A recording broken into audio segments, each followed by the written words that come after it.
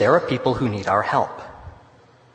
And so I call on my fellow graduates to oppose injustice and violence, individual and systemic.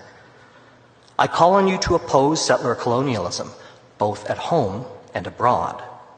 I call on you to stand in solidarity with Indigenous people everywhere, here in Treaty 1 territory, where an Indigenous man can expect a life 10 years shorter than mine, and in Palestine, where Israel's deliberate targeting of hospitals and other civilian infrastructure has led to more than 35,000 deaths and widespread famine and disease.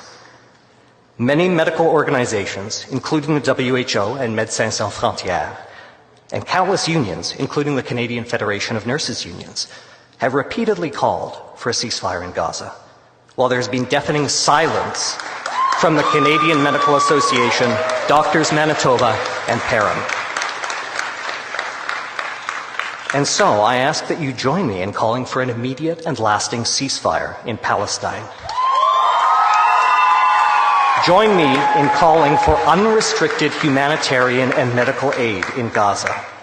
Join me in calling for an end to the targeting of healthcare facilities, medical staff, and journalists. I'm sure that some of you here today are worried that you might face censure for speaking out about the genocidal war that Israel is waging on the people of Palestine, that it could jeopardize your career before it's even begun. I understand that fear. But look, by now we've heard enough about CanMed's roles to last a lifetime, so surely I don't have to remind any of you that advocacy is literally in our job description. When Tommy Douglas, the father of Medicare, first proposed a single-payer healthcare system in Saskatchewan, the greatest opposition to the plan came from physicians. Worried about a pay cut, 90% of the province's doctors walked out of their practices.